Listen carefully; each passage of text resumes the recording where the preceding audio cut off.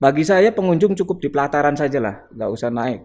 Sesudah mengunjungi dan melihat bukti aslinya ada itu loh. Bukti aslinya seperti itu ada. Ajaklah kalau pengen menyusuri lorong-lorong di Ya. Rupa Datu atau sampai naik ke Arupa Datu, ajak ke studio nonton seperti itu. Tapi kalau untuk menyentuh lagi, katanya Borobudur mau bertahan sampai 1000 tahun mendatang gitu.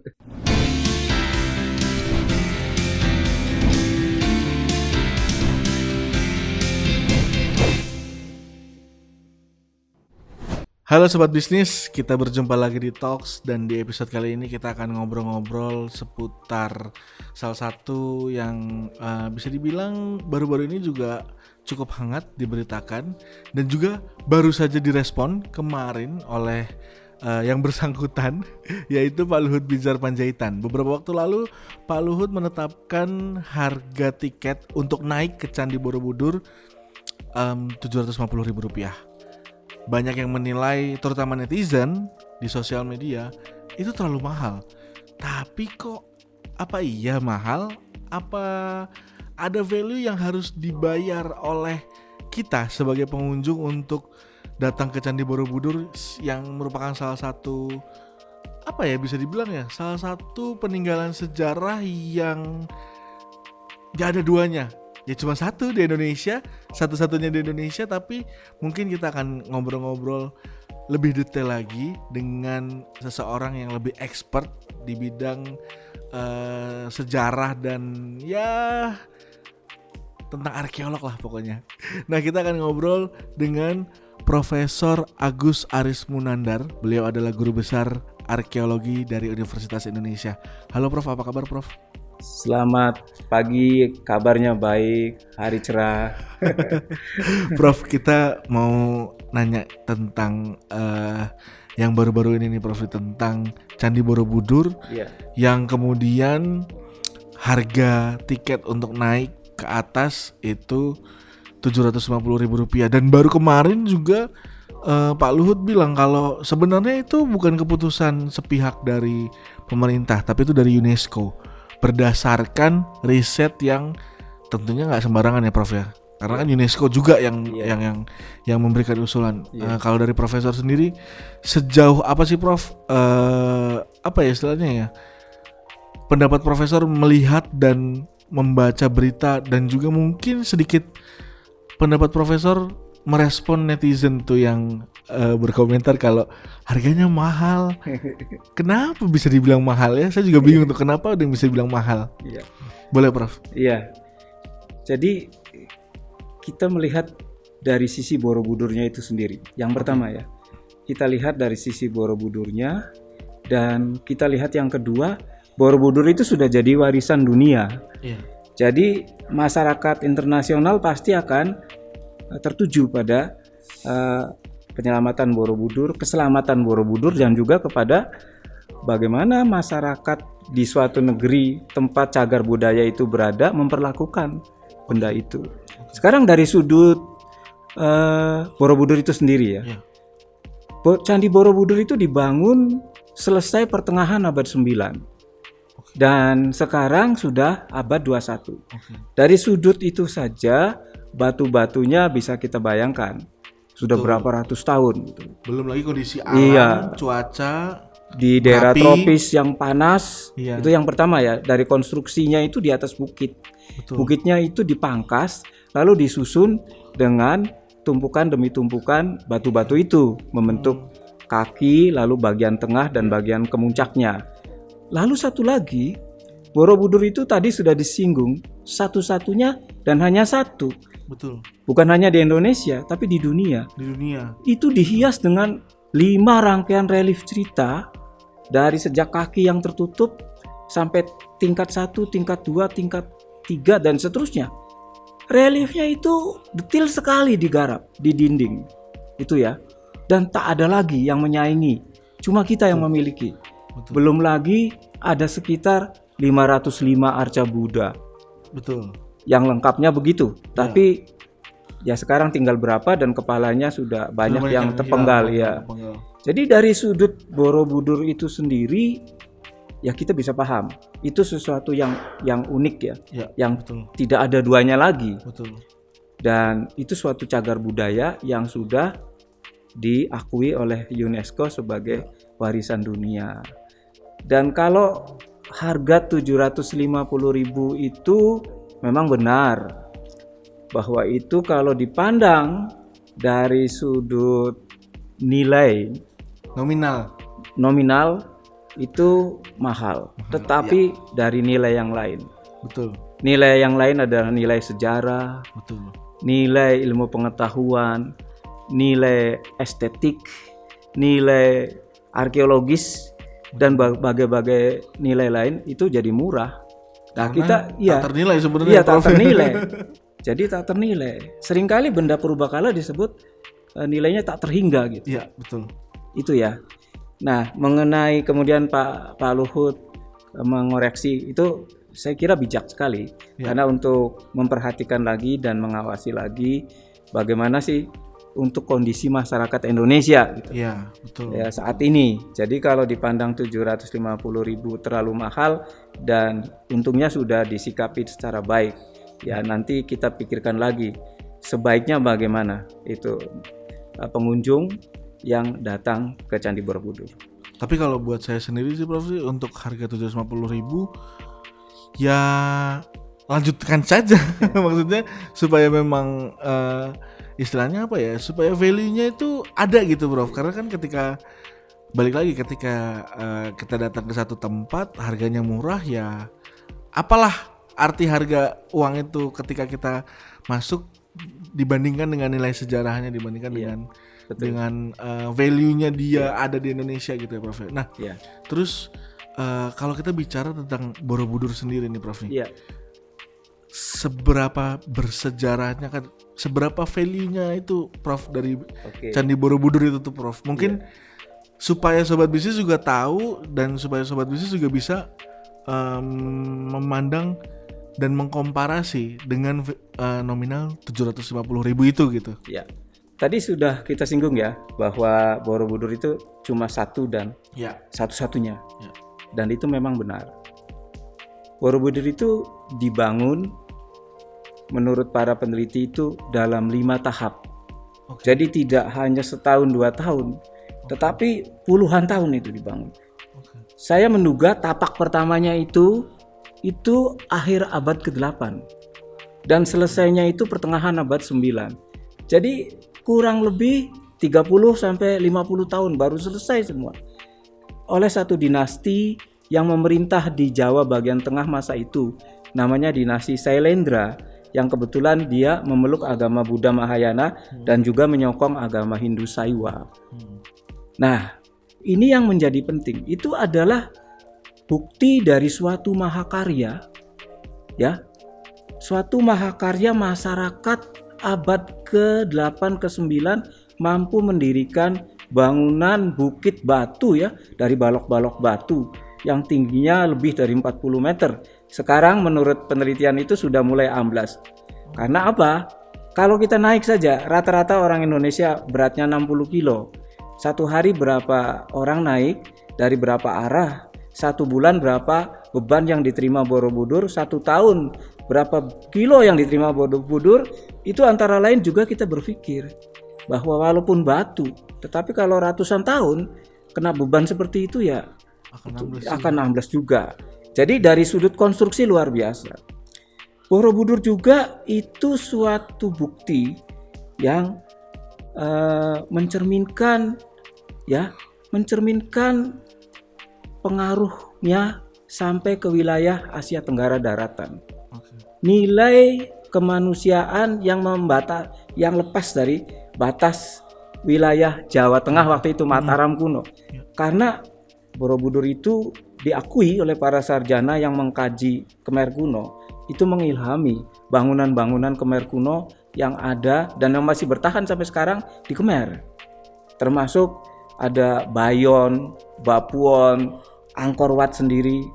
Nah, karena ada dalam riwayat mereka disebutkan ada seorang raja bernama Jayawarman II yang pernah tinggal di istana Sailendrawangsa di Jawa. Kemudian pada pertengahan abad ke-9 dia kembali dan dia menyatakan bebas dari pengaruh Jawa dan melanjutkan tradisi arsitektur bangunan suci Jawa itu.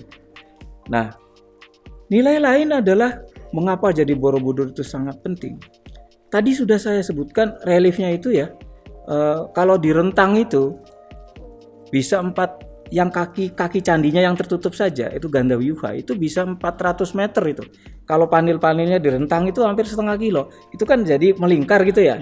Melingkar jadi yang nggak kelihatan. Tapi kalau di rentang satu-satu itu Gandawyuha. Belum panil relief Jataka Wadana, Lalita Wistara, Gandawyuha, Badrachari.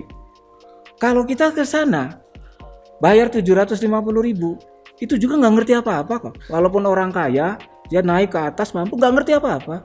Betul. Ya, apalagi kemudian kalau ke sana cuma berfoto, selfie itu. Kepentingannya untuk foto-foto aja. Itu tinggal tangannya bersandar ke relief, ya, reliefnya jadi compel, siapa yang tanggung jawab? Nah, itu jadi benar juga gitu. Apapun yang dilakukan pemerintah demi melindungi suatu monumen yang tak ada lagi duanya, nggak ada cuma itu. Ya, saya setuju saja. Apalagi saya arkeolog ya. Nah, saya sangat mengkhawatirkan tidak hanya Borobudur. Satu candi lainnya adalah kompleks Prambanan itu juga. Itu juga memiliki outstanding value ya, yang sangat besar. Kalau kita bicara tentang Candi Borobudur nih, Prof nih, saya juga pernah ke sana, pernah tahu, pernah apa ya istilahnya ya, pernah diceritakan juga kondisinya waktu itu juga.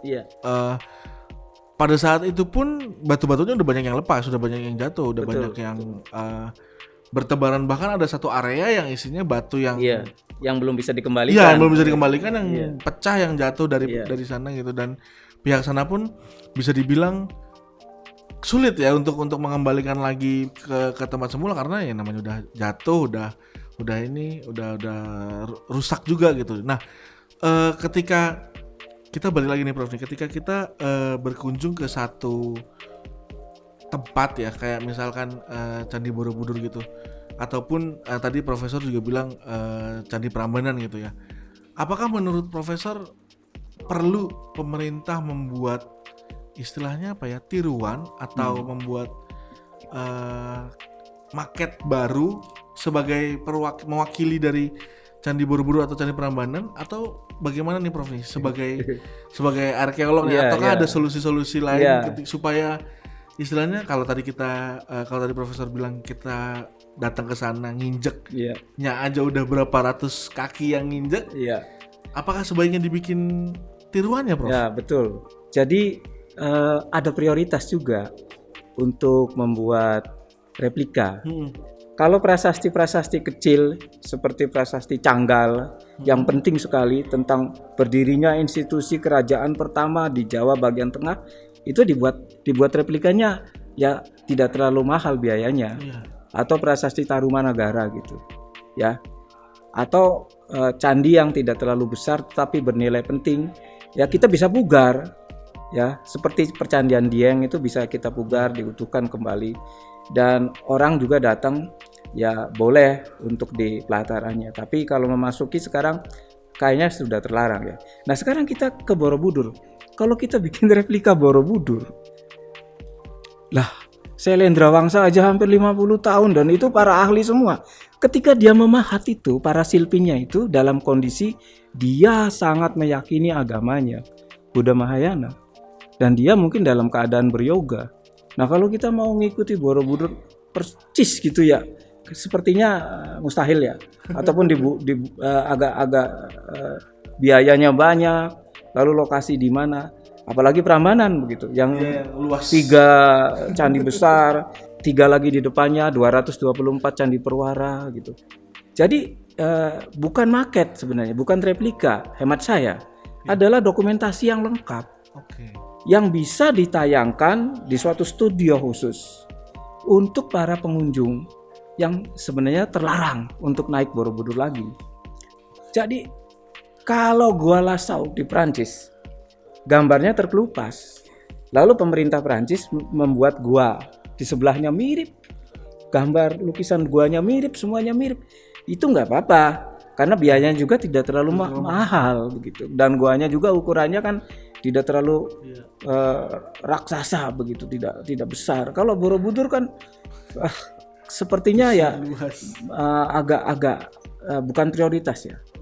Mungkin bisa dilakukan kalau Indonesia nanti di masa depan gitu sudah punya teknologi yang begitu majunya ya. Nah, jadi hemat saya pembatasan pengunjung itu perlu. Sebenarnya gagasan itu sudah lama kok.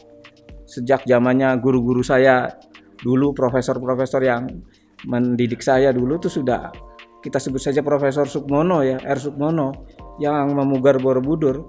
Ya, itu ya sesudah Van Erp pertama Belanda 1904 itu 1910 itu pertama tuh Belanda, lalu Profesor Sukmono tahun 80-an itu sudah menggagas lebih baik dibatasi naik Borobudur. Jangan semua naik. Nah, itu ada rombongan kan, Pak Luhut juga menyatakan ada kuota kunjungan gitu sehari berapa ribu gitu. Itu sebenarnya harus diterapkan saja gitu. Dan itu juga coba kita bayangkan, naiknya semua dari arah timur, tangga timur. Sementara Borobudur itu punya 4 tangga naik ya. Nah, kalau tangga timur terus yang dinaiki, ya tidak mustahil akan amblesnya di arah timur begitu. Memang ada pembagian, tetapi orang sampai di atas, ya orang duduk di stupa, ya security kan ada ya, satpam juga ada. Mbak jangan foto di situ, Mas jangan di situ. Sepeninggal dia duduk lagi di situ lagi. Jadi buatlah dokumentasi yang cukup lengkap dan bagus dengan teknologi modern. Mungkin Anda sudah tahu mungkin teknologi seperti apa 3 dimensi yang full gitu ya. Dan itu yang kita pindah ke studio. Bagi saya pengunjung cukup di pelataran saja lah, nggak usah naik. Sesudah mengunjungi dan melihat bukti aslinya ada itu loh. Bukti aslinya seperti itu ada. Ajaklah kalau pengen menyusuri lorong-lorong di Rupa Datu atau sampai naik ke Arupa Datu, ajak ke studio nonton seperti itu. Tapi kalau untuk menyentuh lagi, katanya Borobudur mau bertahan sampai 1000 tahun mendatang gitu. Itu ya agak mengkhawatirkan. Kalau kondisi seperti sekarang, saya bilang itu jor-joran itu. Orang naik semua itu jor-joran. Bisa dibayangkan ya, seperti Anda beratnya berapa kilo gitu. Kalau saya kan sekitar 60-an, nah Anda bisa 70 lebih itu. Dan orang Indonesia cenderung lemu-lemu sekarang. Dikali berapa hari ya, berapa jam itu.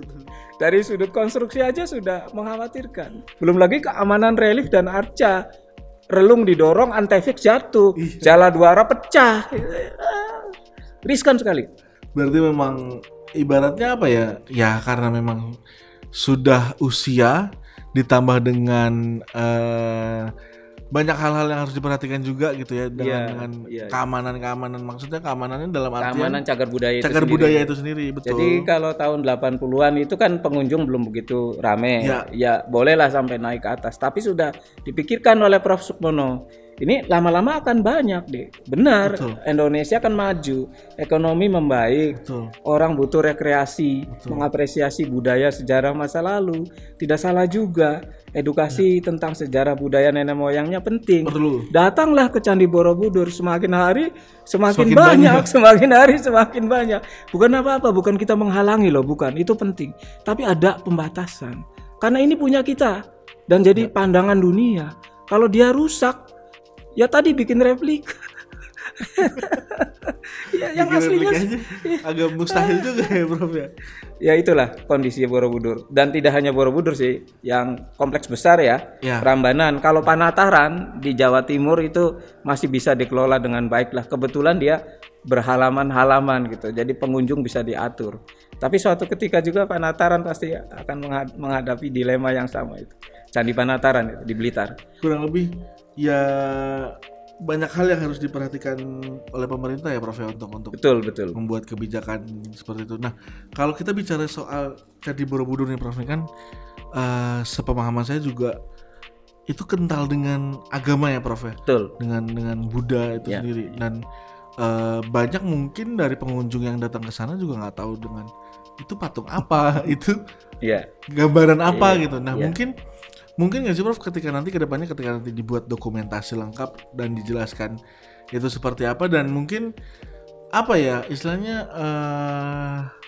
edukasi ke masyarakat mungkin diperluas lagi. Mungkin kalau saya bilang sebelum datang ke sana informasi tentang Candi Borobudur itu lebih diperjelas lagi gitu, karena kan buat saya sih banyak yang datang ke sana hanya karena Iya, dia tahu kalau itu Candi Borobudur ada di Foto, Magelang, foto pulang. Udah itu jajan aja gitu. gitu. Iya. Jadi Banyak yang kurang paham kalau itu Betul. bernilai dari agama Buddha, Iya, terus juga betul. itu punya nilai sejarah yang lumayan berarti untuk Iya, Indonesia juga iya, gitu. Nah, iya. mungkin bisa jadi saran juga nih untuk pemerintah ke depannya sebelum Iya. menetapkan harga. Kalau Iya. buat saya sih ada pentingnya juga nih Iya. untuk informasi-informasi itu ibaratnya apa ya? Diinformasikan dulu Iya. lah ke orang-orang sebelum datang.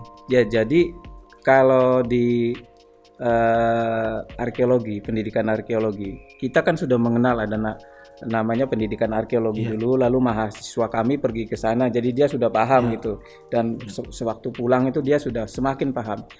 Ya memang itu saran yang bagus ya kalau kita mengajukan bahwa sebelum pengunjung berkunjung itu ada prakunjungan. Ya, Nah, betul, prakunjungan itu adalah pembekalan betul, tentang apa sih Borobudur. betul. Bagaimana nilai-nilainya dari sudut sejarah, kebudayaan, agama, estetika dan sebagainya.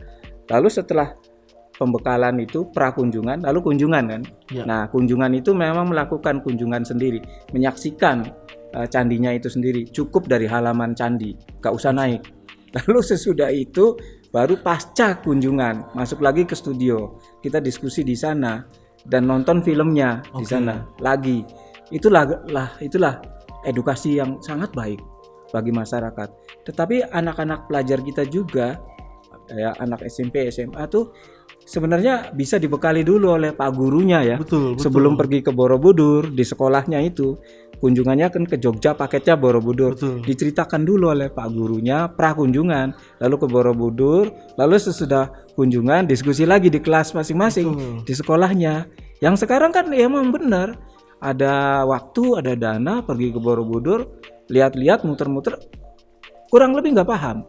Betul. Dan tidak hanya masyarakat yang mampu ya, masyarakat yang biasa, masyarakat mungkin umat Buddha sendiri juga agak berbeda dengan agama Buddha yang diekspresikan di Borobudur abad 8-10 dengan kondisi agama Buddha sekarang. Jadi berbeda itu, perlu kajian lebih mendalam. Beberapa sarjana ahli Buddhisme memang melakukan kajian dan itu harus disampaikan juga gitu kepada masyarakat yang menganut agama Buddha sekarang dan juga kepada masyarakat Indonesia secara umum. Jadi Borobudur dipahami dengan 3 tahapan itu. Kita bicara sebenarnya nggak cuma Borobudur ya Prof, yang dengan kondisi demikian, yang juga mungkin kedepannya pemerintah akan menerapkan harga yang mungkin nggak cuma di Borobudur, berikutnya mungkin Prambanan, berikutnya mungkin candi lain gitu. Apakah penerapan harga, kita bilang nggak cuma candi, misalkan museum atau tempat-tempat yang punya value sejarah, itu kedepannya pemerintah perlu memperhatikan lagi Prof untuk pemberlakuan harga, tarif, tiket dan lain sebagainya. Karena mungkin selama ini saya menilai untuk kita masuk museum di bawah Rp10.000 itu buat saya sebagai yang pernah masuk museum dan pernah tahu nilai sejarahnya itu terlalu murah. Karena apa yang kita dapetin di sana nggak sebanding dengan apa yang kita bayarkan ya, buat saya. Mungkin beberapa sobat bisnis yang lain juga berpendapat yang sama, atau mungkin ada kajian lagi nih Prof nih tentang tarif ke tempat-tempat yang bersejarah, punya nilai sejarah yang tinggi, apalagi kayak Borobudur atau Prambanan yang cuman ada satu nih di dunia gitu Prof. Nah ini agak beda dengan Borobudur dan museum, Prambanan dengan museum ya. Kalau museum itu menyimpan artefak, benda-benda yang sudah out of context ya, jadi sudah terlepas dari konteks ya. Jadi apa yang dilakukan oleh museum-museum kita ini sebenarnya sudah mengoleksi dengan baik ya. Tetapi dalam hal ini adalah narasi dari artefak-artefak itu harus ditingkatkan di museum. Jadi kita juga menyadari dunia arkeologi dan permusiuman dan mungkin juga dalam pendidikan museologi itu, narasi atau informasi dari artefak-artefak yang ada di museum itu harus lebih banyak lagi karena dia sudah tercerabut dari lingkungan aslinya. Nah, oleh karena itu harga bisa menyesuaikan, dan museum kan tentunya gedungnya lebih nyaman, ber-AC, Nah, tapi kalau kunjungannya cuma lihat itu dan itu lagi, ya masyarakat juga protes. Misalnya kita datang ke suatu museum, dari sejak saya SD sampai saya lulus perguruan tinggi, yang dipamerkan itu-itu aja. Jadi ada rotasi sebenarnya. Ya kita berpikir tentang rotasi artefak gitu. Ada sebagian yang dipasang, setelah berapa tahun diturunkan, ganti. Jadi tidak membosankan. Sehingga harga yang mahal juga, ya pihak museum bisa bersah-sah saja gitu, memberikan harga yang mahal karena baru ganti artefak, ongkos ganti artefak, ongkos cat dan pasang lampu udah mahal begitu. Kalau sekarang harga museum jadi kelihatannya rendah, ya karena artefak di dalamnya nggak ganti-ganti, tata letaknya diam aja, tata lampu juga pedih mata gitu, gimana? Jadi memang harus ada kesesuaian antara penataan dan apa yang disajikan oleh museum itu sendiri terhadap masyarakat yang berkunjung. Dan tentu kalau penyajiannya baik, tuntutan tiket jadi naik, ya lumrah, itu wajar-wajar saja.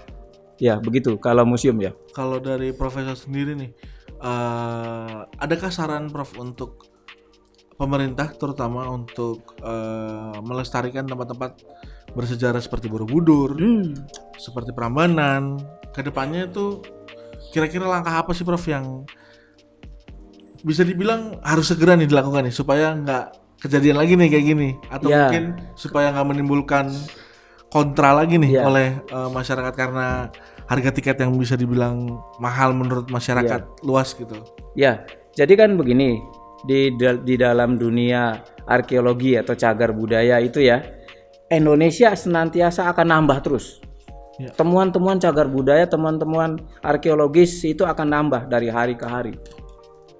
Kita baca saja di mass media atau berita-berita ya, laporan tentang temuan petirtan di Jawa Timur, runtuhan candi di kabupaten ini, arca di kabupaten itu akan nambah. Jadi itu memang tugas pemerintah itu.